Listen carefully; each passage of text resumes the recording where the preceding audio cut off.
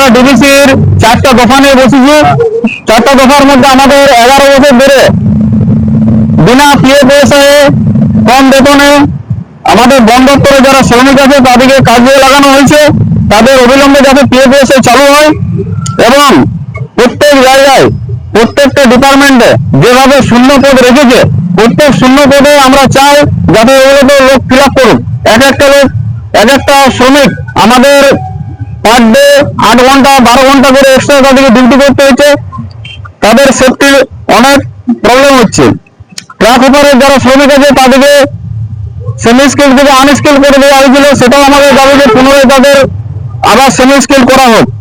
এবং যত গাড়ি চালক আছে হাইবার ডাম্পার বা বিভিন্ন গাড়ি তাদের প্রত্যেকের যাতে পিএফএসআই এর আওতায় আনা হয় প্রত্যেক শ্রমিককে প্রত্যেক গাড়ি চালককে সেই ব্যবস্থায় আজকে ডিবিসি ম্যানেজমেন্ট যেভাবে এক একটা ম্যানেজমেন্ট যেমন টেকনোপাওয়ারের পরিমল মন্ডল টেকনোপাওয়ার অজয় মিশ্রের কাছে কোম্পানির কাছে প্রত্যেক ছেলে থেকে 40,000 টাকা করে নিয়ে অবৈধভাবে নিয়ম চালু করেছে এবং প্রচ্ছন্ন আমাদের এইচপির মদতে এগুলো বন্ধ করতে হবে।